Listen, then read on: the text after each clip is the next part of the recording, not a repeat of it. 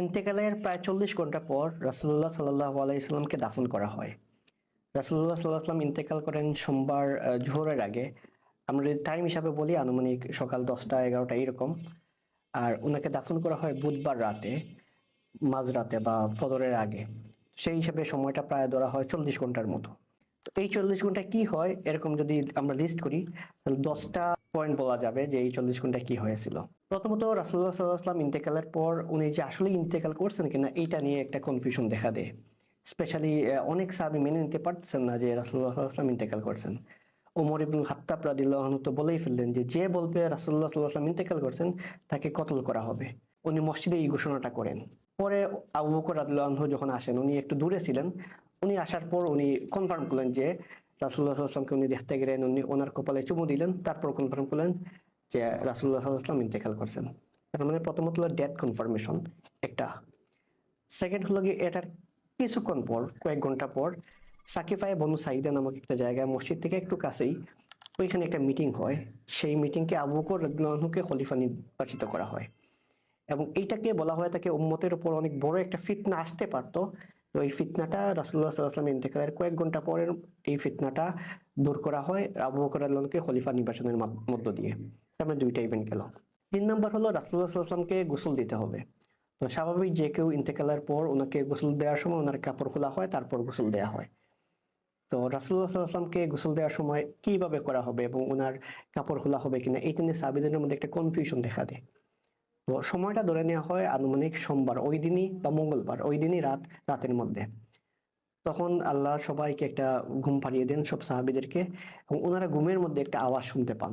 সেই আওয়াজে বলা হয় যে রাসূলুল্লাহ সাল্লাল্লাহু আলাইহি ওয়াসাল্লামের যে কাপড় পরা অবস্থায় আছে সেই কাপড় পরা অবস্থায় যেন ওনাকে গোসল দেওয়া হয়। অর্থাৎ অন্য সবাইকে যেভাবে গোসল দেওয়া হয় সেভাবে রাসূলুল্লাহ সাল্লাল্লাহু আলাইহি ওয়াসাল্লামকে গোসল দেওয়া হয় নাই।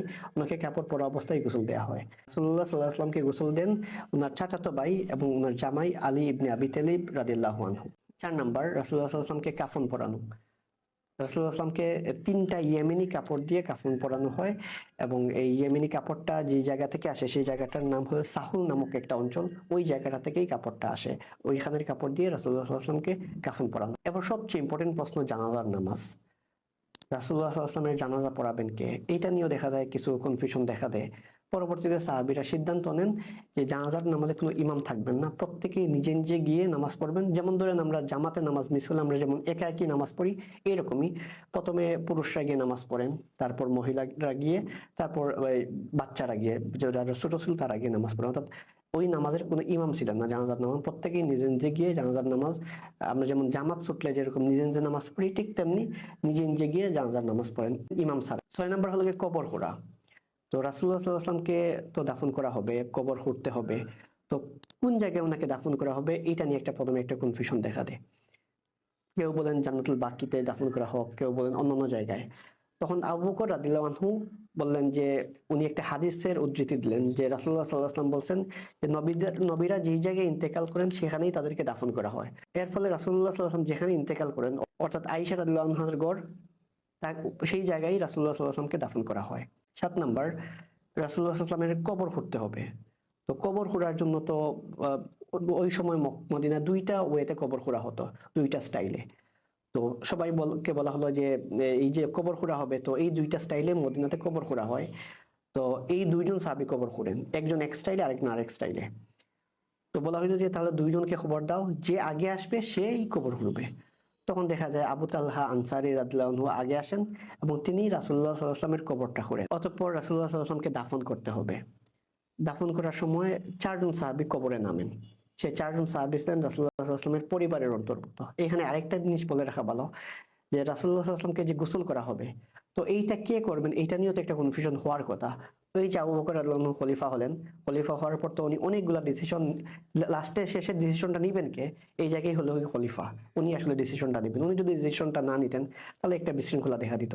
তো তো গোসলের ক্ষেত্রেও কিন্তু ডিসিশনটা আবু বকর রাদিয়াল্লাহু আনহু নেন যে রাসূলুল্লাহ সাল্লাল্লাহু আলাইহি ওয়াসাল্লামকে গোসলটা করাবেন, উনার পৈতৃক সম্পর্কের দিক দিয়ে যারা আছেন তারাই উনাকে গোসল করাবেন। দাফনের ক্ষেত্রেও কিন্তু এইটা মেনটেন করা হয়। নতুবা দেখা যেত সবাই তো রাসূলুল্লাহ সাল্লাল্লাহু আলাইহি ওয়াসাল্লামের ক্লোজ, কে গোসল করাবে এটা নিয়ে আবার কনফিউশন দেখা দিত, কে কবরে নামাবেন এটা নিয়েও কনফিউশন দেখা দিত। তো এই জায়গায় আবু বকর রাদিয়াল্লাহু আনহু একটা স্ট্যান্ডার্ড সেট করে দেন, সেই স্ট্যান্ডার্ড অনুযায়ী দেখা যায় আলী রাদিয়াল্লাহু আনহু গোসল করান এবং উনি ওনাকে কবরে দাফন করেন। সেই চারজন ছিলেন একজন আলী রাদিয়াল্লাহু আনহু, একজন আব্বাস রাদিয়াল্লাহু আনহু, একজন ফদল ইবনে আব্বাস রাদিয়াল্লাহু আনহু, সালিহ রাদিয়াল্লাহু আনহু, উনি ছিলেন রাসূলুল্লাহ সাল্লাল্লাহু আলাইহি ওয়াসাল্লামের গোলাম, ওনার আজাদকৃত দাস। এই চারজন মিলে রাসূলুল্লাহ সাল্লাল্লাহু আলাইহি ওয়াসাল্লামকে কবরে দাফন করে। 9 নাম্বার, রাসূলুল্লাহ সাল্লাল্লাহু আলাইহি ওয়াসাল্লামকে কবরে দাফন করা হলো, রোজায় দাফন করা হলো। তো সর্বশেষ কোন ব্যক্তি রাসূলুল্লাহ সাল্লাল্লাহু আলাইহি ওয়াসাল্লামকে টাচ করেন, সাহাবীদের মধ্যে মানে সবচেয়ে লাস্টে কে টাচ করেন? এটা আমাদের মনে হতে পারে ঠিক আছে কেউ ক্যাজুয়ালি হয়তো বা টাচ করছেন, না, একজন সাহাবী জেনে বুঝেই এটা উনি স্মরণীয় হয়ে থাকতে চান যে আমি রাসূলুল্লাহ সাল্লাল্লাহু আলাইহি ওয়াসাল্লামকে দুনিয়ার বুকে সর্বশেষ টাচ করছি। তো ওনার নাম ছিল মুগিরা ইবনে শুবা রাদিয়াল্লাহু আনহু। উনি কিভাবে রাসূলুল্লাহ সাল্লাল্লাহু আলাইহি ওয়াসাল্লামকে টাচ করেন এই রিলেটেড দুইটা বর্ণনা পাওয়া যায়। একটা বর্ণনায় দেখা যায় উনি কবরে যখন মাটি দেওয়া হয় নাই তখন উনি কবরে নামার পর বলছেন মাটি দাও, তখন ওনার উপরেই মাটি দেওয়া হয় এবং ওনার পা পর্যন্ত যখন মাটিতে পড়ে যায় তখন উনি উপরে উঠে আসেন এবং সেই হিসাবে বলা হয় উনি আসলে সর্বশেষ রাসূলুল্লাহ সাল্লামকে টাচ করেন। আরেকটা ঘটনা পাওয়া যায় যে সবাই যখন কবরে থেকে উঠে পড়ে তখন উনি ওনার আংটিটা রাসূলুল্লাহ সাল্লাল্লাহু আলাইহি ওয়াসাল্লামের কবরে ফেলে দেন। তো ফেলে দেওয়ার পর যখন সবাই মাটি দিবে তখন বলতেছেন যে দাঁড়া দাঁড়া আমার আংটিটা তো পড়ে গেছে রাসূলুল্লাহ সাল্লাল্লাহু আলাইহি ওয়াসাল্লামের কবরে। তখন উনি আবার কবরে নামেন, নামার পর সেই আংটিটা তুলেন, রাসূলুল্লাহ সাল্লাল্লাহু আলাইহি ওয়াসাল্লামকে টাচ করে আসেন এবং এইভাবে উনি এটা নিয়ে খুবই গর্ববোধ করতেন যে সবার মধ্যে আমি সর্বশেষ রাসূলুল্লাহ সাল্লাল্লাহু আলাইহি ওয়াসাল্লামকে টাচ করে আসছি। 10 নাম্বার, রাসূলুল্লাহ সাল্লাল্লাহু আলাইহি ওয়াসাল্লামকে দাফন করা হলো, সব সাহাবী উঠে আসলেন এবং বলা হয়ে থাকে সাহাবীরা বলছেন ওনাদের জীবনে সবচেয়ে কষ্টের দিনটা ছিল ওই দিনটা, যে দিন রাসূলুল্লাহ সাল্লাল্লাহু আলাইহি ওয়াসাল্লামকে দাফন করা হয় এবং ওই দিন ওনারা আসলে কিছুই করতে পারতেছিলেন না, যে এত মন খারাপ তাদের, তাদের সবচেয়ে প্রিয় মানুষকে দাফন করে আসেন এবং যেই মানুষকে টাচ করতে পর্যন্ত তাদের সমীহ করতেন যে ওনাকে টাচ করব, ওইটাও চিন্তা করতে পারতেন না, সেই মানুষের উপর তারা মাটি ফেলেন, তাকে দাফন করে আসেন।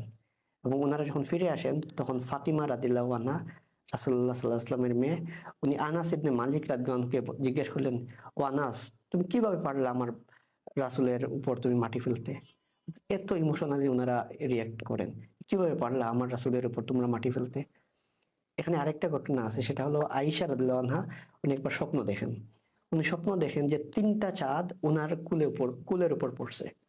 সেই স্বপ্ন দেখার পর উনি ওনার বাবার কাছে যান যে এই স্বপ্নের ব্যাখ্যাটা কি। তখন ওনার বাবা বলেন কিছুদিন অপেক্ষা করতে। যখন রাসূলুল্লাহ সাল্লাল্লাহু আলাইহি ওয়াসাল্লাম ইন্তেকাল করেন এবং রাসূলুল্লাহ সাল্লাল্লাহু আলাইহি ওয়াসাল্লামকে ওনার ঘরে দাফন করা হয় তখন আবু বকর রাদিয়াল্লাহু আনহু বলেন যে তুমি যে স্বপ্ন দেখছিলে না সেই স্বপ্নটা একটা পূরণ হলো, 3টা চাঁদের মধ্যে সর্বোত্তম চাঁদ, সবচেয়ে মানে সেরা চাঁদ, সেটা এখন তোমার ঘরেই দাফন করা হলো। তার মানে প্রথম চাঁদটা ওনার ঘরে পড়ে, ওনার ঘরেই ওনাকে দাফন করা হয়। সেকেন্ড হলো ওনার বাবা এবং উমর ইবনুল খাত্তাব, ইসলামের প্রথম 2 খলিফাকেই আয়েশা রাদিয়াল্লাহু আনহার ঘরে দাফন করা হয়। তো উনি যে স্বপ্নটা দেখেন যে 3টা চাঁদ ওনার কুলের উপর পড়ছে, সেই স্বপ্নটা এভাবেই পূরণ হয় যে রাসূলুল্লাহ সাল্লাল্লাহু আলাইহি ওয়াসাল্লামকে ওনার ঘরে দাফন করা হয়, আবু বকর রাদিয়াল্লাহু আনহুকে, উমর রাদিয়াল্লাহু আনহুকে, 3জনকেই ওনার ঘরে দাফন করা হয়। এভাবেই আয়েশা রাদিয়াল্লাহু আনহার স্বপ্নটা পূরণ হয়।